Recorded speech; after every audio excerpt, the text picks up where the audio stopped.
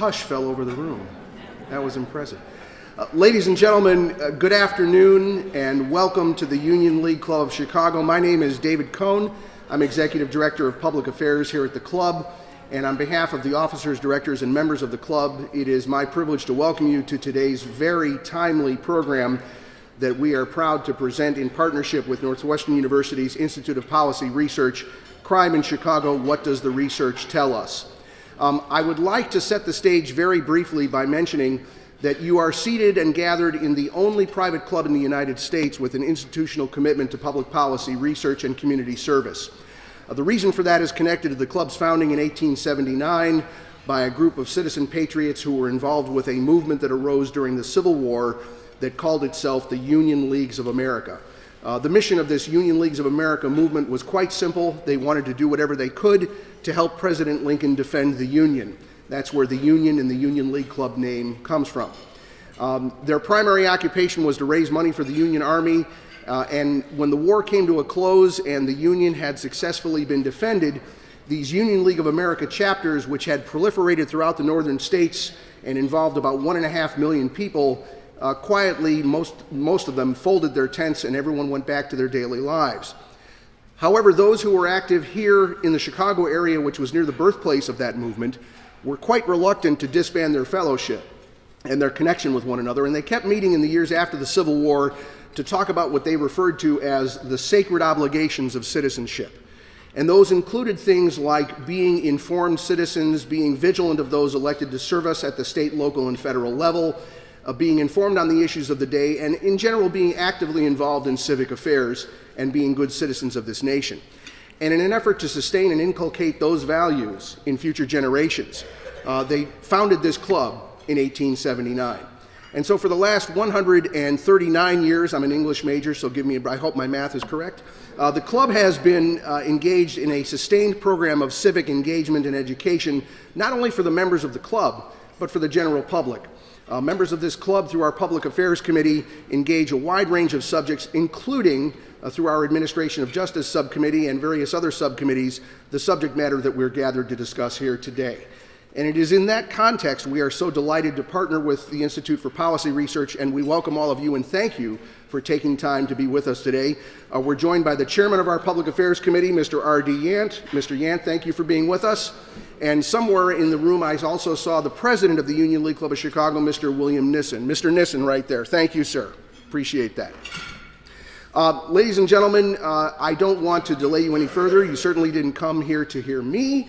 But at this time, to get our program underway and to hear the research we're about to discuss, it's my pleasure to invite you to join me in welcoming to the lectern the Margaret Walker Alexander Professor in Northwestern University's School of Education and Social Policy and the Director of Northwestern University's Institute for Policy Research, Diane Schausenbach.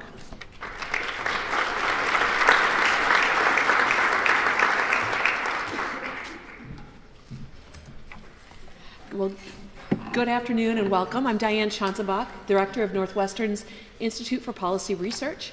And together with the Public Affairs Committee of the Union League Club of Chicago, we are honored to host Crime in Chicago, What Does the Research Tell Us? The Institute for Policy Research, or IPR, at Northwestern has two core missions. First is to produce highly rigorous research on topics of great social policy importance. We are so proud of our researchers here today. Their commitment to conducting the highest quality research on understanding determinants of crime and posing solutions is a great service to our city and to our nation. The second part of our mission is to disseminate this research as widely as possible through events like this one, as well as our many publications and our social media presence, so that evidence can inform building policy solutions. IPR policy research briefings also provide us with a meaningful feedback loop, allowing us to bring our findings to you, as well as providing us with your insights. We've assembled a diverse group here today, including legislators and journalists, advocates and philanthropists, researchers, students, business people, and concerned citizens, all of whom have important roles to play as we address important issues of crime in Chicago. I hope each of you will continue to connect with IPR. We really value your views. I'd like to thank the Union League Club of Chicago's Bill Nissen and R.D. Yant for co-sponsoring this event with us and providing us such a beautiful venue.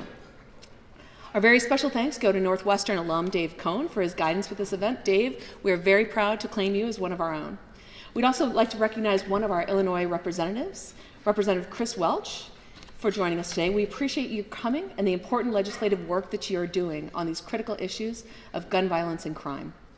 Joining us today as well are several of our funders, including Ellen Aberdeen of the Joyce Foundation and Patrick Griffin of the MacArthur Foundation.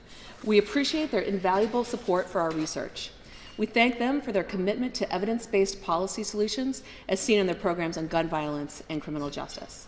And now on to the research. My colleague Mary Pattillo will get us started. She's the Harold Washington Professor of Sociology and African-American Studies and a longtime member of the Institute for Policy Research. You can find out more about her and her distinguished accomplishments in her biography on the back of your agendas. Once again, thank you for coming today, and I look forward to the conversations we will have.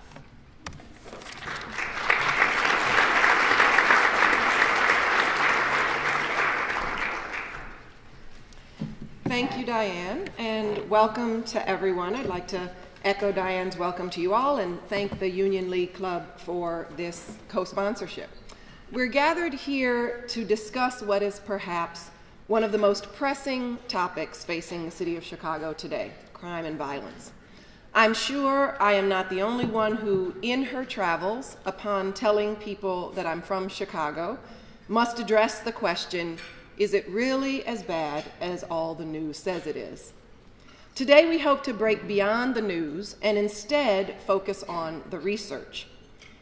We hope to give you some tools and information to respond to that question. This information should help you not just answer the question descriptively, but also to approach the question from the perspective of causes and solutions. And more than just talk, we hope that many of you all who have the power to act will hear this evidence and have it inform the kinds of work that you do that really impact the outcomes that we are studying. One thing I'd like to add as preamble to our presentations today is the importance of placing crime and violence in its most broad context. While a specific crime act is usually committed by an individual or perhaps a group of individuals, and perhaps there is an individual victim or a group of individual victims, understanding that crime act goes well beyond the individual. We must always ask, what are the institutions, the resources, and the supports that foster pro-social behavior and prevent antisocial behavior? The tremendous positive results, for example, of high-quality early education in reducing delinquency and violence is well documented, and one way that we see how these supports are important for the kinds of outcomes that we study. This is well before that individual crime act is committed and brings together schools and families as two of the most important institutions for fighting crime. But we also must think about neighborhoods and labor markets and policing and healthcare systems, and even societal ideologies as all comprising the backdrop to the research that we'll be hearing about today. So with that context, let me very briefly introduce our three panelists. Again, their full biographies are, well, not their full biographies because those would be very long. Their biographies are on the back of your program. First, we will be hearing, or all three are fellows at the Institute for Policy Research. All three are Northwestern faculty members, and each in a different department, and so the interdisciplinarity of this scholarship is very important. First, we'll hear from Wesley Skogan, who is in the political science department at Northwestern, then from Andrew Papachristos, who is in the sociology department, and finally from Jonathan Guryan in human development and social policy. And with that, I will turn it over to Professor Skogan.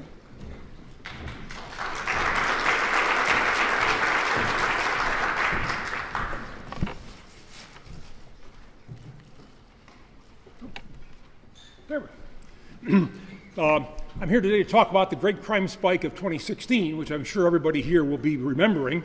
And I want to talk about some of its features and some of what it may signal us for the future of Chicago, talk about the character of it, which is more disturbing in many ways than its sheer size. But I also want to put it in a bigger perspective, and so I'll be looking at trends over some longer periods of time. so we can see where the great crime spike fits in Chicago's history. Well, it was a spike, no question about that. What I've charted here are homicide rates, that is, rates per 100,000 in the population. You have to do that because Chicago has shrunk by almost 1 million people over this period, and you need to take that into account. So what you see is that the highest rate spike in Chicago was in 1992, when we had 940 murders in Chicago.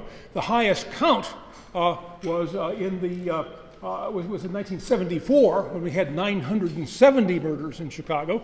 I was here for both of those, and especially the 970 murder year was indeed a desperate time in the city. The great crime spike of 2016 comes in third. It's big, it's noticeable. Because the population of the city continues to drop, it becomes the third spike with only 650 homicides. Just to indicate what we've gotten used to in this town, I've indicated the highest year for the Al Capone era.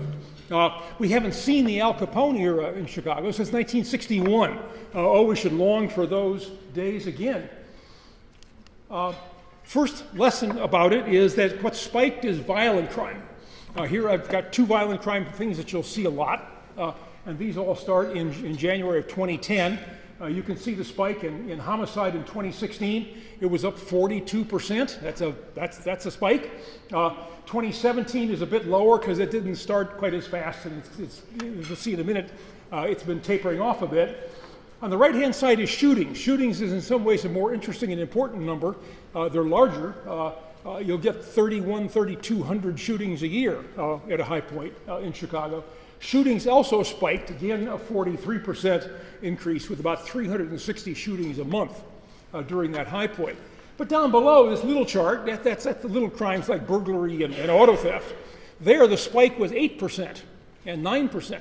There was a time when a spike of 8 or 9% would have been headline news in Chicago, but that got lost in the history, in the story of this enormous wave of violent crime that was sweeping over the city in 2016 in particular, but also 2017.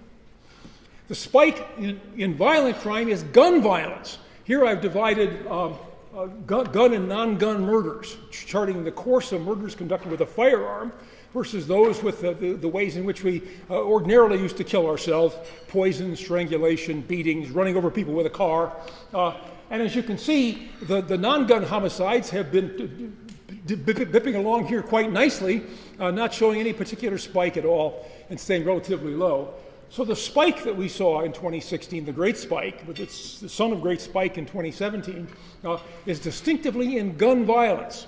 The focus is on guns. Guns is where the problem is. In every category of violent crime you look at, the ones that involve guns are the ones that we're spiking, whether it's rapes or robberies or assaults.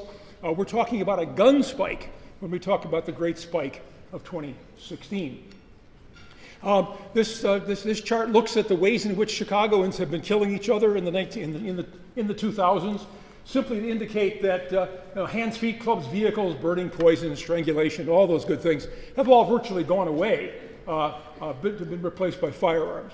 In addition, there's been 2 other small changes which are interesting. One is that weapon caliber, even over this period, the caliber of weapons has been going up. The number of people killed with higher velocity pistols in particular has gone up substantially. And as a result of that, the percentage of people who are shot, who are in a shooting, who die, has been creeping up as well. For a long time, the percentage of people who died was dropping because medical care was getting better and better. But now weapon caliber has been catching up with medical advances.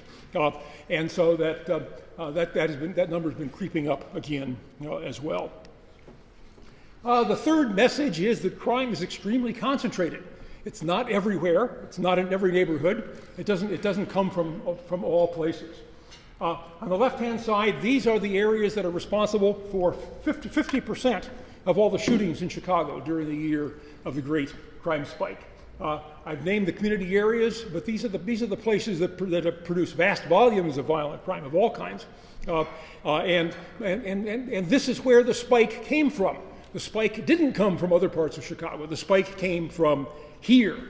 On the right-hand side, this looks at concentration of crime in even smaller areas than these. In small, they're called census block groups. There's 2,100 of them in Chicago, so they're quite small. And as you can see up in the top, if you take the percentage of the shootings that are concentrated in the top 10% of those, which is 116 groups, they account for 50% of all the homicide in Chicago. So it's even smaller than community areas. It's really small places within them that are the concentrated crime hotspots.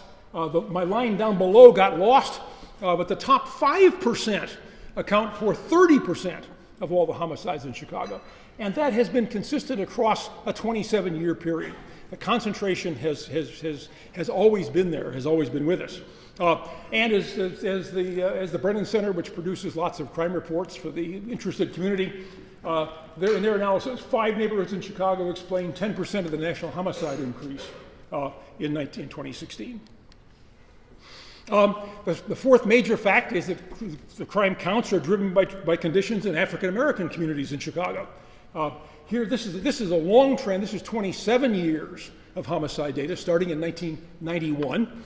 I produce a rate per 1,000 residents because it's over this period of time that the African-American population has plummeted.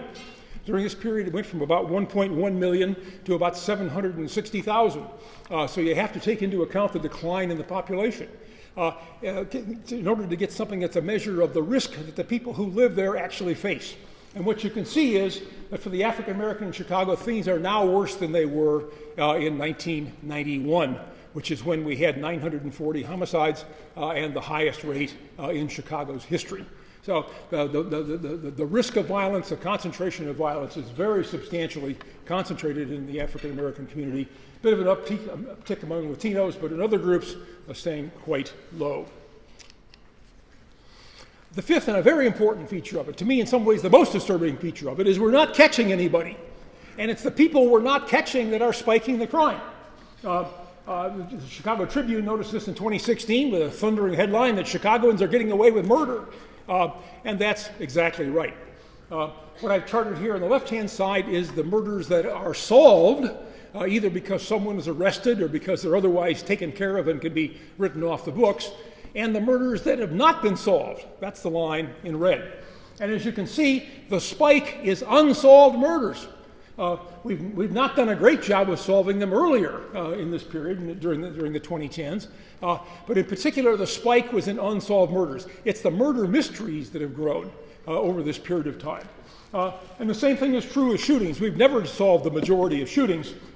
But again, the number that we solve sort of pips right along. But the enormous spike in shootings that took place were all in crimes where we're not catching anybody. These are going unsolved. We have no idea who did them. Now, there's lots of important implications of unsolved crime. The first implication is that the standard model of policing for these incidents has simply collapsed. The standard model of policing is we get a call from a victim or a family member or a bystander or somebody who heard the noise. We send a car, detectives investigate, and we arrest somebody. And that professional model of police response is the way in which police are organized to deal with crime. But we're not solving anymore. That model has broken down. An implication of that is that I think deterrence is disappearing. The threat, I got to go fast. Let me just say that we're not catching anybody means that you can shoot someone with impunity in Chicago, and that's not a good thing. An implication of that is that you got to look out for yourself. A lot of gun carrying is defensive. We see a lot of gun carrying, and it's because people are worried about their own lives. The deterrence has disappeared. The standard policing model has disappeared. You got to look out for yourself on the street. And another implication of that is that people more quickly resort to preemptive violence or retaliatory vengeance in order to model the effects of a criminal justice system which is now failing them. And finally, because we don't know who done it, we don't know much about why they done it, so the depths of our murder mystery has increased as crime has spiked. Now, I'm not going to read you this chart. I just want to say that there's been a lot of research on solving crimes. This is a fundamental thing that police try to do. It seems to be divided into features of the crimes themselves, features of the victims, features of the community in which the crime is embedded, and then things about the police department. There have been lots of studies of this kind of thing and lots of attempts by police departments to fix the factors that are under their control. Most recently, the Boston Police Department took the things at the bottom of this list, the law enforcement factors, and they changed them.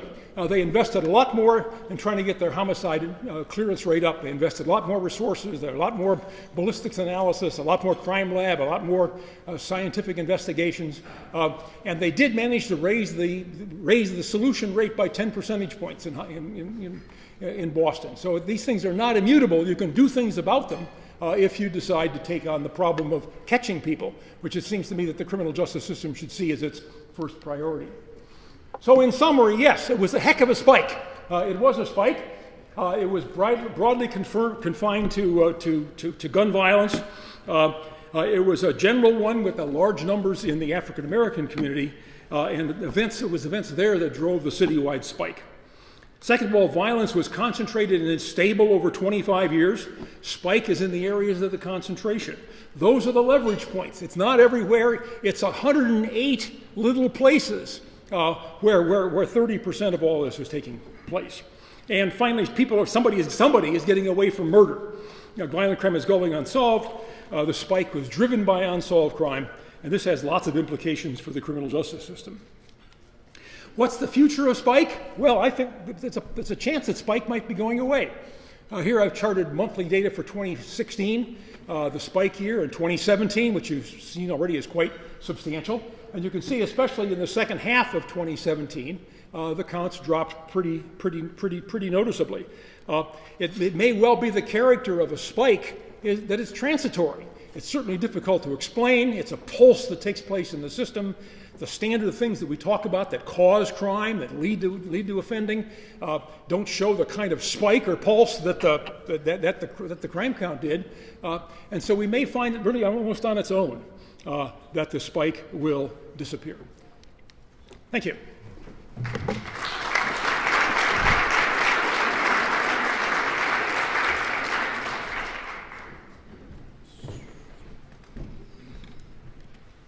Thank you, Wes. Oops, jumped the gun. So I'm going to thank you, everybody, for coming today, and hopefully you're enjoying the lunch. I know I did, especially the cookie, which I just had for a little sugar boost. So today I'm going to talk, for many people in this room, be a new way to think about crime and gun violence in Chicago. It's a way that's less about numbers, which we saw in Wes's presentation, and more about patterns. Specifically, what I want to do is talk about this idea of network science and how this can help us think about, and more importantly, potentially do something different around the issue of gun violence. So what is network science? So I'm actually not talking about social media, though there's some relationship. I'm actually talking about a way of thinking how the world works. Network science, social network analysis, this is the idea that connections between people and organizations and places affect what we feel, think, and do. They affect the votes you cast, they affect the books you buy, they affect whether you're healthy, they also affect whether or not you get shot. So why should we care about this? Besides all those other things I just mentioned are very good or bad, depending on what they are. There's this whole field of network science that actually suggests that understanding these connections, not just in sort of an ad hoc or even experiential way, which is important, but in a systematic way, can make our cityers healthier, smarter, and safer. And that's where I want to go with this.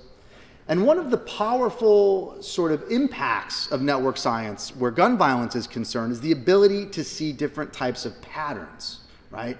So I want to start with a case, like many of us in this room hear about gun violence. And this is 6-month-old Jenelle Watkins, who was shot and killed in March of 2013. Actually, March 19th, March 18th of 2013. So she was killed while her father was changing her diaper in a minivan, right? And this was the murder in 2013 that literally was followed by a calling out of the National Guard. So put that in the context of the graphs that Wes just showed you, right? This was the one that started it off that year in Chicago. Because regardless of the rate, we always talk about this in Chicago this way because there's too much violence. But Jenelle Watkins was the case in 2013, right? Jenelle Watkins was not the intended target. In fact, her father was the intended target. He actually was shot and survived. He didn't make the front page for a reason we could talk about in a whole different presentation about how we value the lives of young men of color with criminal records in this city as well as in this country. But he was the intended target. And here's what I want you to remember as I start to teach you a little bit about network science. In the 36 months leading up to Jenelle's death, her father was arrested 23 different times with 17 different people. By the way, just if you think about this socially, I don't have 17 people I like enough to go see movies with. And he's actually out engaging in activities, and he was arrested with 17 different people. Here's the thing I want you to remember. Of those 17 different people, 40% were shot during this time period. So Jenelle and her father, both victims of gun violence, are literally in a network where the people they are connected to, the people they are doing things with, are getting shot. Think of this case. This is not just one case. It is one case that I pulled to make an illustration so that you would remember it. But you can go from one shooting, or in this case, this half a dozen shootings, to whole neighborhoods. I'll come back to this graph in a minute. But every one of those red dots is an individual who was shot and killed, and those gray dots are the people that were around them. But I'm going to come back to this because this is one neighborhood, right? Network science can help you see these sorts of patterns. And if you're already thinking about wondering why those things are sticking together and what can we do about it, that's where I want to take the conversation. So what do we know? My colleagues and I have been working on these issues for the past 6 or 7 years. We've learned a bunch of different things in cities, not just Chicago, but cities across the country. So we've learned a couple of things that I want to leave with you today. The first is that gun violence concentrates socially. So you saw the maps that Wes showed where there are certain communities that continually have high levels of violence. The concentration within those communities is even more severe. And that's what I want to look at first. So that figure I showed you, I actually cheated. That was from Boston. And I know a favorite Chicago pastime is to debate what does and doesn't constitute a real city. My brother-in-law does not believe Boston is a real city. I think it is. This is one community in Boston. There are 763 dots. And the connections here are instances of co-arrest. So if Wes and I were arrested together, we would have a connection. If Wes were arrested with John, that would form like a little chain. And I already mentioned the red dots are the victims of fatal and non-fatal gunshot injuries in this particular community. And if you're looking at this, what you should see is they hang together. They cluster, right? It's as if one of my kids took a handful of Christmas ornaments and threw it all at the same spot. Only in one instance is there a shooting that's sort of by itself. The rest of it, you see 4, 5, 6 shootings that hang together in this network. And importantly, you see a whole bunch of parts of the networks where there are no shootings. And by the way, everybody in this network has been arrested. They're majority young Cape Verdean men, in this instance, living in a high crime community in Boston. But it's only 6% of the neighborhood's population, but it's almost every single one of the shootings, excluding suicides and excluding, by the way, that 15% that's missing is largely domestic and intimate partner violence. So this is Boston. This is Chicago. It's 107,000 individuals in the entire city. You could zoom in and do exactly what I did with Jenelle Watkins and her father, which is extract them and zoom in. But like Boston, gun violence in Chicago is heavily concentrated in very specific networks, and I'll show you some more in just a second, right? But basically, we can locate 90% of the shootings during this time period in a single network, right? We can zoom in. These are individuals who are in our healthcare system, our educational system, and our criminal justice system. There are people who are talking to teachers, preachers, football coaches, and yes, police officers, right? Which is something I'll come back to as it relates to violence prevention. But what I want you to remember is it concentrates. The other thing I want you to remember is it's contagious. Another sort of it's become almost another calling card is that it's a gun violence epidemic, and it is an epidemic. It has all the characteristics of an epidemic. But what I'm going to tell you is it's more like an epidemic than you think. If we go back to this initial graph again, and we look at the person in the middle, this person is exposed to a lot of violence, which does all kinds of bad things. It changes your brain. It literally changes your brain. You experience trauma. You can't walk down the street the same way. You don't function in school the same way. How you treat your family or children varies. This is hugely important, but it also increases your risk of being a gunshot victim. So literally, you can be affected by what's happening around you. This is the results of one of our studies. This is the most geeky chart, so I'm going to explain it very carefully. If you go from the bottom across, from me to John, you go from 0 to 1. That's how many of my associates have been shot. 0 meaning none, 1 meaning all of them. And if you go up and down, that's my individual probability of being shot. Not buckets of risk factors for bearded Greek sociologists, but Andrew Papachristos' risk of being a gunshot victim. And what you can see is the more exposure you have, the higher your risk, especially if you're a young black gang member in Chicago.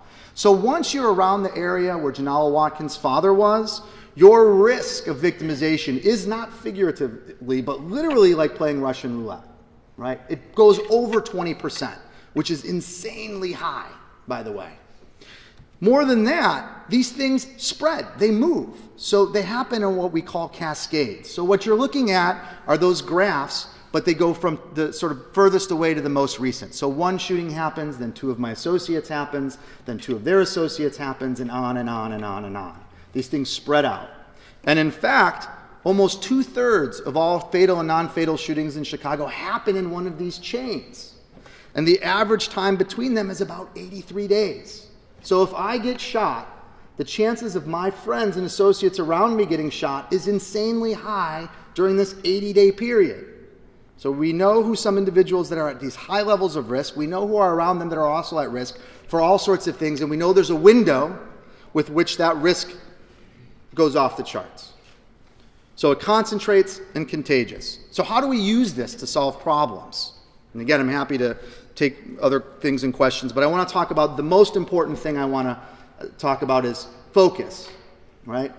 So this sort of approach is really more around the emergency room, the sort of triage, how do we save lives and reduce trauma today? It actually doesn't address some of the things that Mary talked about. It doesn't fix schools, it doesn't change poverty, it doesn't bring jobs, but we can save lives in these networks by directing services and things that we know work to places that it's needed. So if there's a shooting, John's going to be talking about some programs that we know work. How do we direct those things? How do we direct intervention workers, outreach workers? How do we invent trauma specialists? And yes, in instances, even police, but we'll talk about that. So network science can be used to enhance and enrich existing efforts. I'm going to give you two examples of programs that aren't using these things, that might potentially use these things to guide their efforts. So what you're looking at here are the shootings over the last 3 years in one part of the Back of the Yards neighborhood in Chicago, where there are several ongoing violence prevention efforts happening right now. So if you look at this graph and you see the red dots and you see the gray dots, the red dots are those clustering of shootings. So here's what I want you to remember. The people that are around those shootings, that are experiencing those shootings, they're all experiencing the things we've talked about: trauma, potential retaliation. They may or may not be in programs, but if we know who they are and they're in our healthcare, our education, our criminal justice system, our not-for-profits, how do we get things to them today? Right? We don't have to invent necessarily new programs. How do we use this to guide street outreach, violence interruption, trauma care? We could do this right now with these sort of information, assuming we could get people in the city and non-for-profits and city agencies to play well together, which is totally easy, I'm pretty sure. I've only been back in Chicago since January, so we'll find out if we can do that. But we could use this information to direct efforts.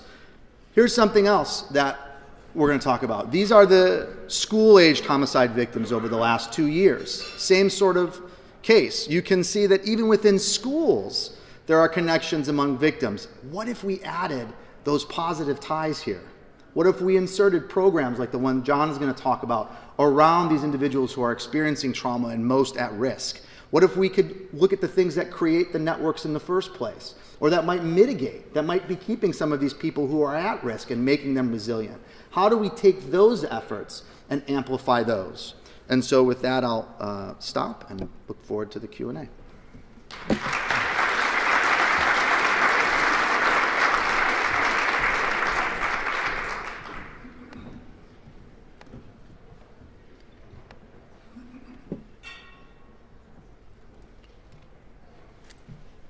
Good afternoon, everybody.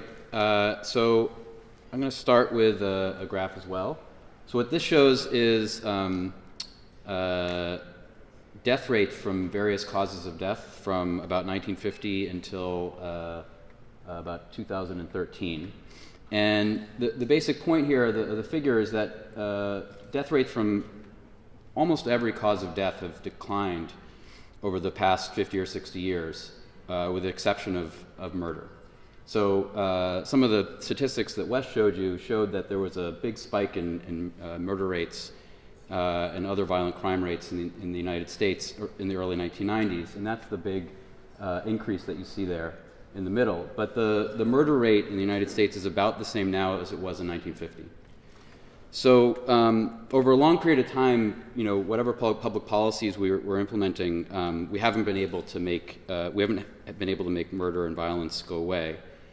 Now, if you start to think about why that is and what we might do about it, you start to come to causes that center around poverty eventually.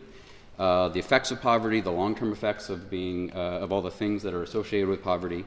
But also, if you start to think about, how do we reduce violence? There is a belief or a feeling that, people who commit violent crimes, they're very committed to it, and there are criminals and there are people who are not criminals, and that trying to change behavior is very, very difficult, and that leads to policy responses of the sort that the main policy response that we've implemented in the United States over the past 4 or 5 decades, which is to increase incarceration rates. So if you believe that there are criminals and non-criminals, or people who commit crimes or violent crimes in particular are very committed to it, then it's a reasonable response to lock them up. And that's what we've done. The incarceration rate in the United States is about 5 times as high now as it was in 1970. And I want to suggest a different view of why people commit crime. And use that as motivation for some of the programs that we've studied that have shown some promising results. So in order to do this actually requires audience participation. So what I'm going to do is I'm going to show you a set of objects on the screen, and I need everybody to quickly and loudly yell out the color of the object. And this only works if we have full participation of everyone. So hopefully you can see this in the back. So let's do a trial run. So again, quickly and loudly, I want you to yell out the color of the object. Okay, that's pretty good. That was neither quick enough nor loud enough, though. So let's try that again. Okay, better. Okay, with enthusiasm. Ready?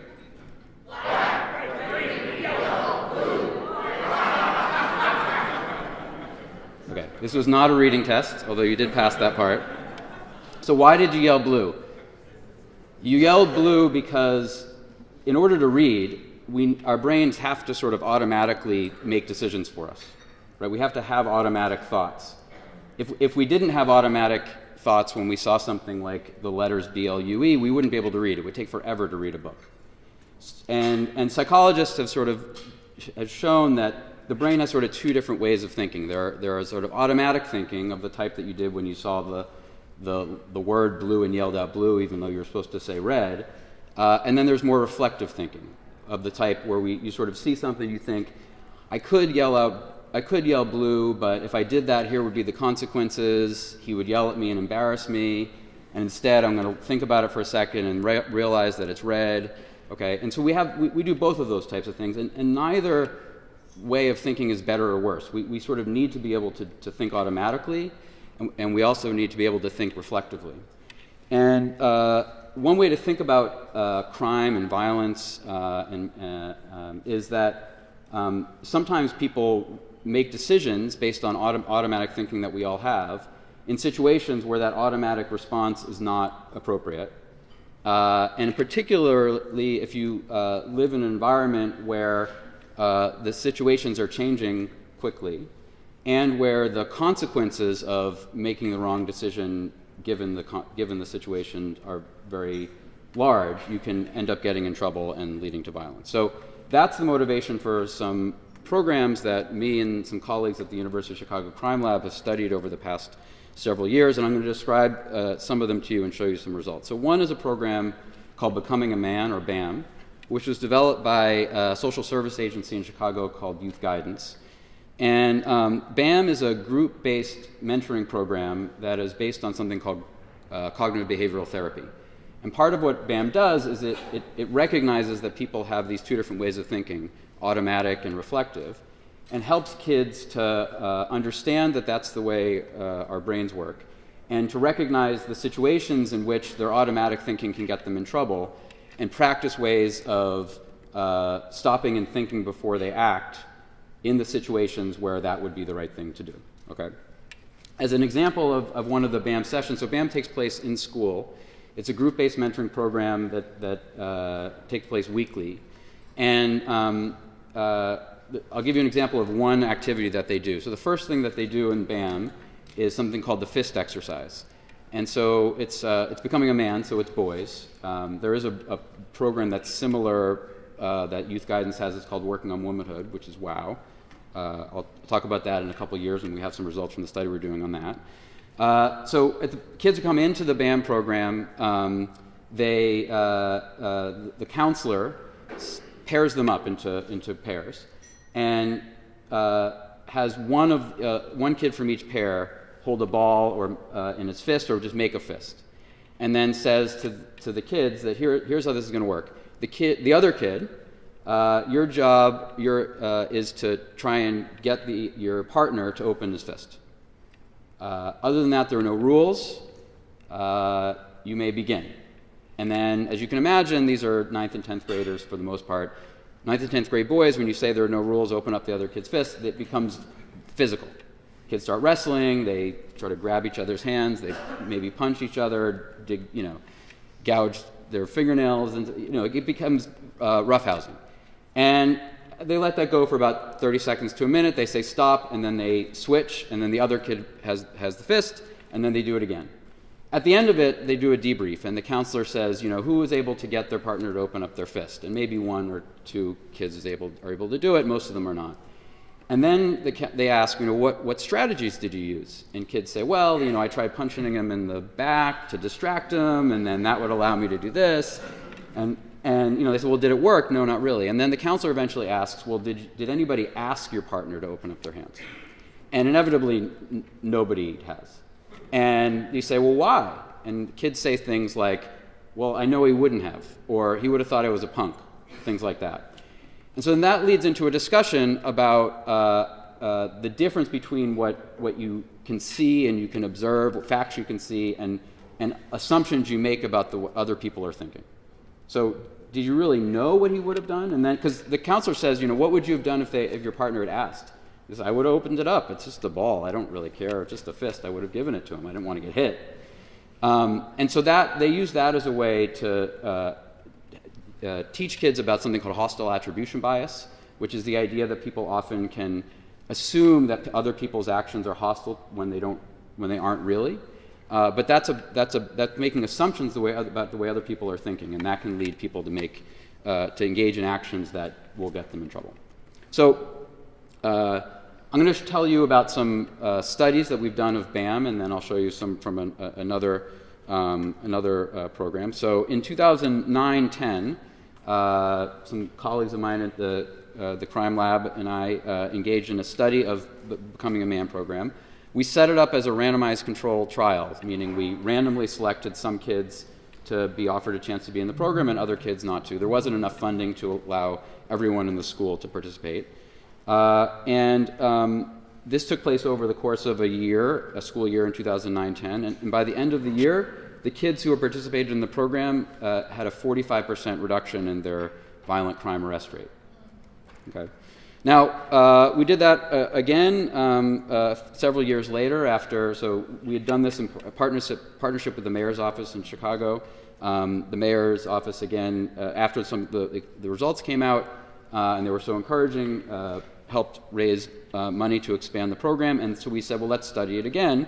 And we did another randomized control trial with a different set of kids in 9 CPS schools. And we found a 50% reduction in violent crime arrest rates. Okay, so there were other exciting results, improvements in educational outcomes like attendance and reductions in leaving school. Now, so Becoming a Man is based in part on something called cognitive behavioral therapy, which is again focused on this idea that there's these two different ways of thinking and helping people to stop and think before they act.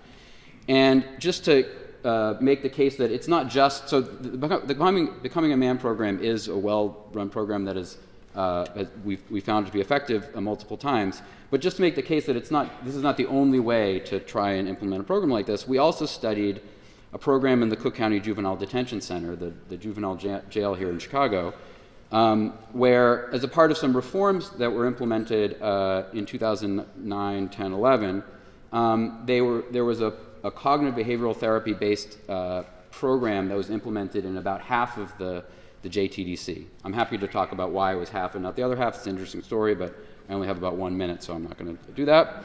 But again, during this period, for about a year and a half, there were kids who were arrested and sent to the juvenile detention center were randomly selected to be put into one set of residential centers within the JTDC or another, and in one set they were doing CBT, and in another set they weren't. And we studied that and found a 21% reduction in recidivism rates. So the 21% reduction in the likelihood that they would be back at the detention center within a year of being released.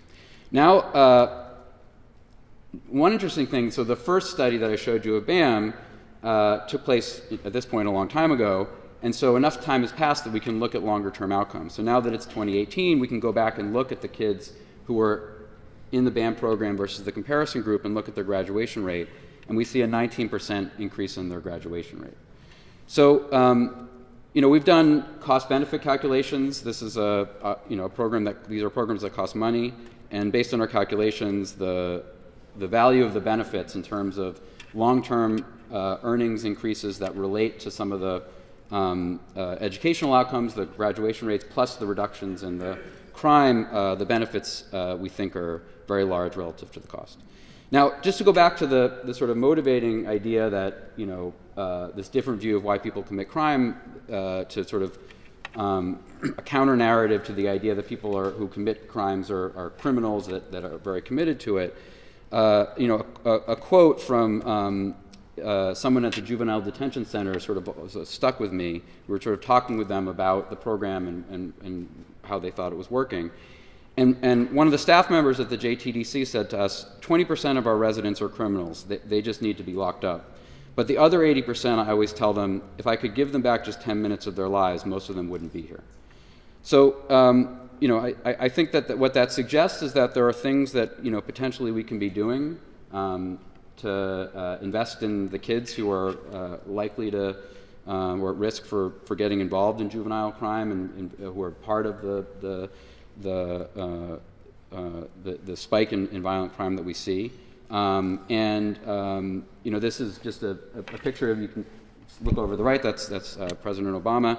He came and visited one of the BAM sessions and talked with the kids in the program and was very inspired by it and spoke about it in some interviews that been in the press. And this was one of the motivations or inspirations for the My Brother's Keeper initiative that he implemented. And so I think that there is scope to build off of this work and do other things that potentially could to help reduce some of the troubling statistics that we've seen in some of the other presentations. So thank you.